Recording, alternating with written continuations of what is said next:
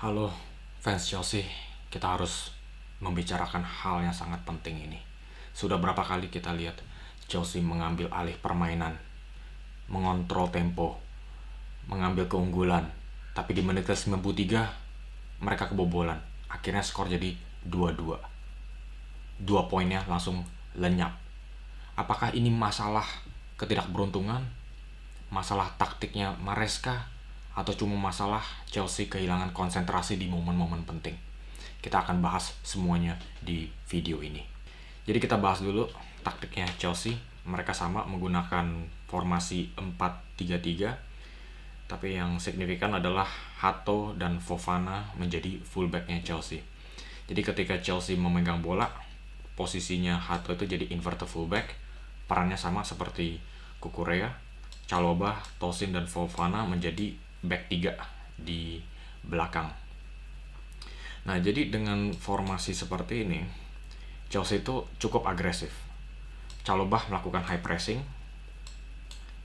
Fofana juga dekat dengan kick off line untuk menyapu bersih bola-bola muntahan dari Brentford. Jadi ini menyisakan Tosin sendirian di belakang. Ini highline yang sangat berbahaya, dan kenapa Brentford itu dengan bola-bola lambungnya itu bisa langsung membahayakan Chelsea dalam segi counter attack. Ini ada screenshotnya dari serangannya Brentford. Bola lambung dari lini pertahanan langsung mengancam Chelsea. Bisa terlihat Jorel Hato yang mengisi peran inverted fullback berada di no man's land, sehingga Matthias Jensen bisa langsung menyerang ruang kosong. Fofana juga sama di kick off, nggak siaga menghadapi serangan balik ini. Jadi satu bola lambung ke lini belakang Chelsea itu langsung menyisakan Chalobah dan Tosin 2 lawan 2 melawan Thiago dan Kevin Schade. Sedangkan Jorel Hato juga gagal mengantisipasi pergerakannya Matthias Jensen ini. Dan yang kedua, ini sekali lagi masalah yang sama. Fofana melakukan high pressing sangat agresif, dan Hato juga menjadi inverted fullback menyerang kotak penalti Chelsea. Jadi ketika Brentford itu mau menyerang balik, nah ini ada perebutan nih, second ball. Chalobah sekali lagi melakukan high pressing tapi gagal mengambil bola, dan Jordan Henderson langsung melihat sekarang situasinya Chalobah berada di no man's land, Jorel Hato jauh terlalu di depan. Jadi satu bola lambung dari Henderson langsung menyisakan 1 lawan 1 untuk Kevin Schade melawan Tosin. Dan inilah gol pertamanya Brentford. Nah, kalau kita balik lagi dengan ke formasinya Chelsea, formasi inverted fullback dan back 3-nya Chelsea ini sebetulnya kurang mendukung untuk membongkar lini pertahanannya Brentford di babak pertama terutama. Itu karena Fofana menjadi back 3, Hato jadi inverted fullback. Nggak ada fullback alami yang bisa memberikan overlapping run, antara itu Cucurella atau itu Reece James. Itulah kenapa di babak pertama Chelsea kelihatan mandul dan nggak bisa membongkar. Tapi di babak kedua semuanya itu berubah karena pergantian pemainnya itu adalah ada Garnacho menggantikan Gittens, Cucurella menggantikan Hato mengisi posisi fullback ini, Buonanotte diganti dengan Palmer, Fofana diganti dengan Reece James. Nah, dengan pergantian pemain ini, Palmer bisa menjadi second striker di belakangnya Palmer yang di kiri, Palmer di kanan, Enzo di tengah, dan James bisa menjadi inverted fullback. Sedangkan Chalobah bisa mundur dan Tosin di sini. Nah, dengan perubahan pemain seperti ini, Cucurella bisa menyerang half space-nya Brentford atau memberikan overlapping run-nya. Karena Cucurella itu memang fullback alami yang sudah beradaptasi dengan peran tersebut. Dan James pun juga cukup nyaman menjadi inverted fullback karena dia bisa menyapu bersih bola-bola muntahan, dan dia bisa mendikte tempo di area seperti ini. Dan ketika diperlukan, dia juga bisa menyerang half space atau memberikan overlap bagi Pedro Neto.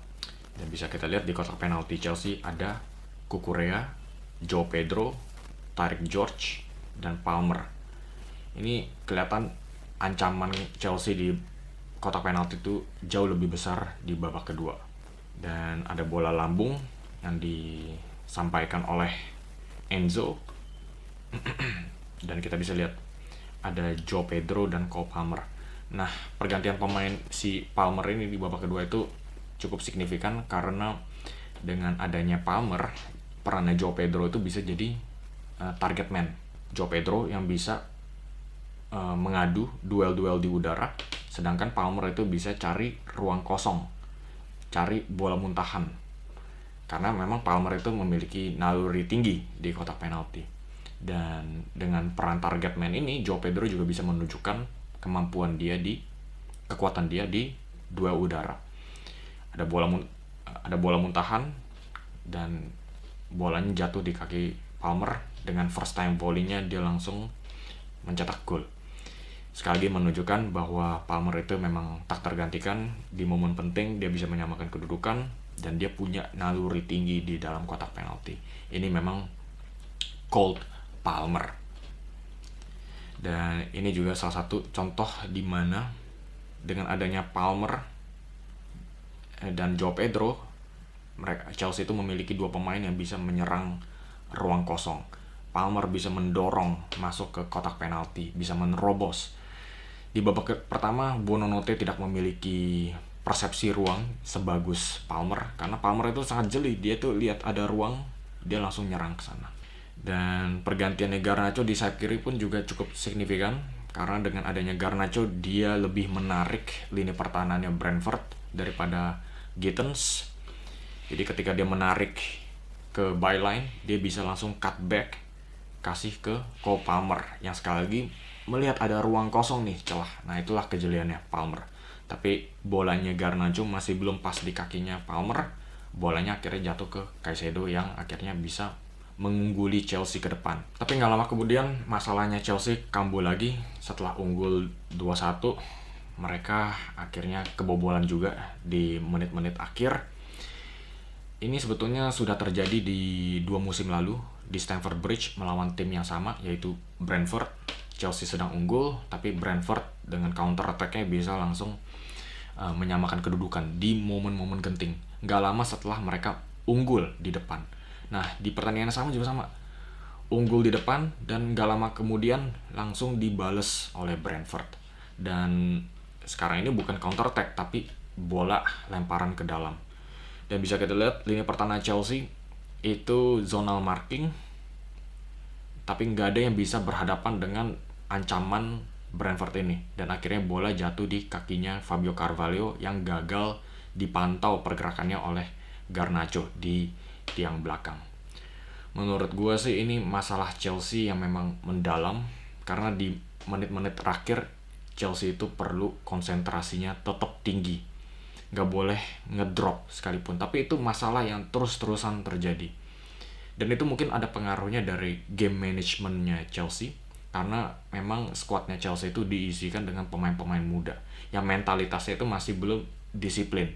Oke guys, sekian analisis mengenai Chelsea dan masalah Enzo Maresca yang harus dibenahi saat melawan Brentford kemarin. Kalau kalian suka dengan video ini, langsung klik like dan subscribe, dan juga kasih komen di bawah. Apa sih sebetulnya masalah terbesar Chelsea? Mereka itu udah beli banyak pemain, tapi masalah yang sama kerap terulang lagi. Terima kasih dan sampai jumpa.